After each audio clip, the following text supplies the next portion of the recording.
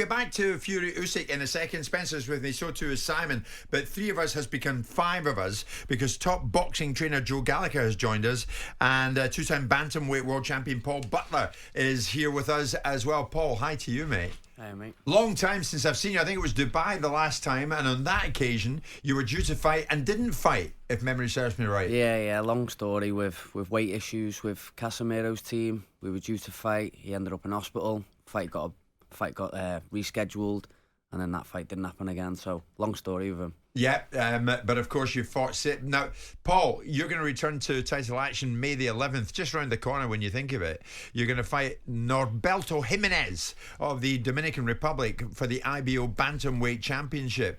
Ellesmere Port. Yeah. That's where it's happening. Yeah, I haven't a stone's throw from your place, isn't it? It is. I haven't boxed in my hometown for 14 years since I turned pro. It's a long time. So it'll be nice to actually get back home and pick a belt up while I'm there as well. Brilliant, but it's your first 12-rounder since you lost, I hasten to add, to Naoya Inoue in a title challenge that proved to be unsuccessful in December 2022. What is this Inoue character like? It appears he is just a machine. Yeah, he's very good. He does literally everything well. So if you go through your perfect fighter, you're looking at speed, power, timing, foot movement. He's got literally everything. I thought the power would be a little bit more than what it was, but I think it was his timing and his speed more than anything what actually catches people out, more so than the power. Yeah, Paul, you've rebuilt since then, and you're trying now to become a three-time world champion, the first guy from Liverpool to actually achieve that. And you're going against Gimenez, another Dominican Republic. These guys always seem so big, by the way, don't they? You talked about previous opponents struggling to make weight and whatnot. Gimenez, again, I know that on BoxRec you said that he was 5'5", but watching him this morning, typical, like, strong, come forward, punches single shots, works the body well. But, the size of the guy, I go, he's not 5'5". He looks very big for the weight as well. We had this conversation yesterday in the gym, funny enough. Joe asked me my height, and I've said 5'6", and he's like, no chance. Not a chance. That makes him about 6'6", then. Exactly, yeah. He's saying he's taller than you, but I don't know whether it's the camera makes him look tall, but down on BoxRec he's down as 5'5", but it's easy a mistake, isn't it? Well, listen, unless that Gomez that he was boxing, the Gonzalez who he was boxing, is like sort of 3'2", or trust me, he's taller than 5'5". But I mean, a great opportunity for you again, and to box in front of your hometown fans is like the Liverpudlians. They love their boxing up there, don't they? And I mean, your support is going to be phenomenal. They do. I've always had great support no matter where I travel.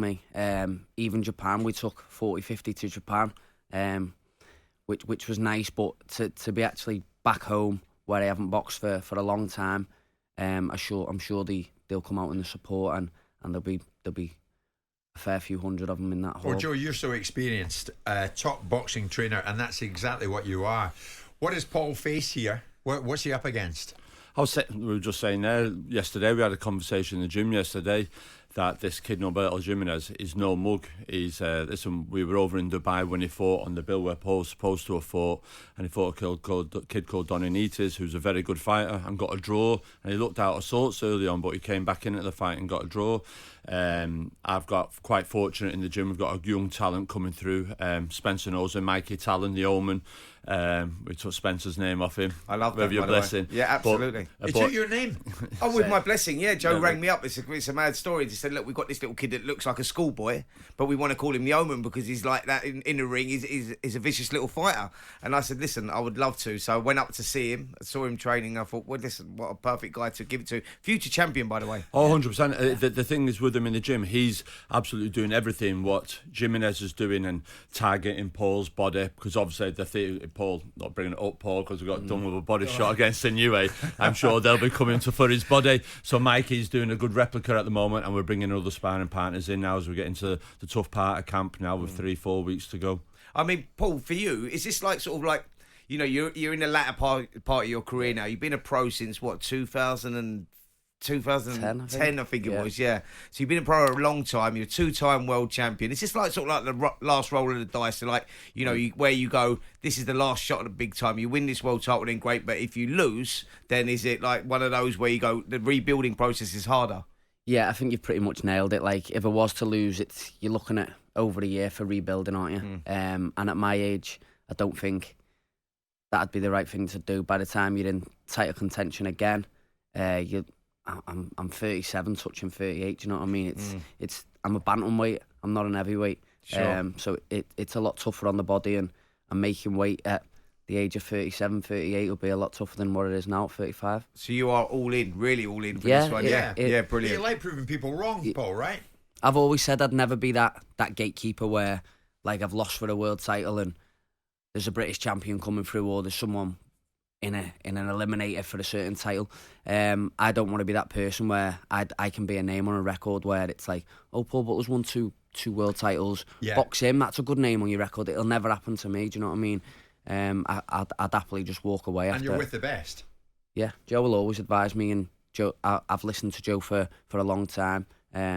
He's had some of the best kids come through this country. So what Joe says, I'm sure he'd advise me well. But I pretty much know myself as well. Like, the day my performances start to dip is the day I'll walk away. I mean, nobody can fault Paul, Simon, for going into Inoue's backyard in Japan and taking him on. It didn't turn out the way he hoped. Absolutely. But he went there. He went there. Opportunity presents himself, and he tried to take it. Yeah. And you're fighting against somebody that will probably be perceived as a generational great.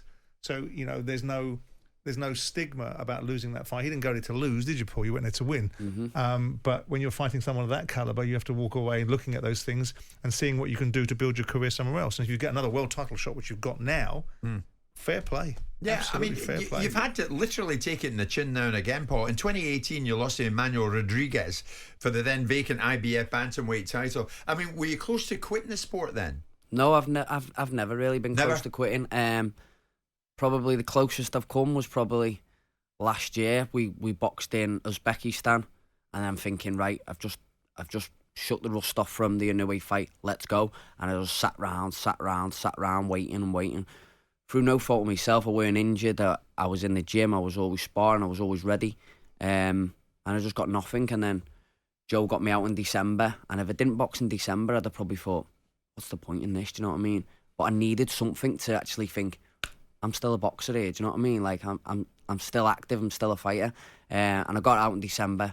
You got the bit back between your teeth. And then from December, Joe had a plan for us going forward. And it's all about trust, isn't it? Yeah, 100%. I suppose if you didn't trust the likes of Joe as much as you do, you might well no longer be fighting. But you do trust him, and you do listen to him. Yeah, 100%. At times.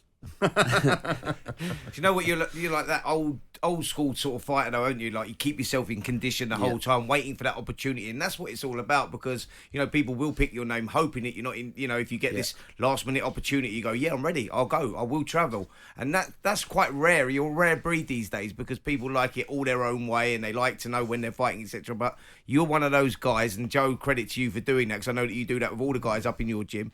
Just you're constantly in shape. You keep in shape the whole time, waiting for that opportunity. Most definitely. I think I'm always in the gym because we've got people in and around my weight to spar as well. So I'm always helping Mikey out.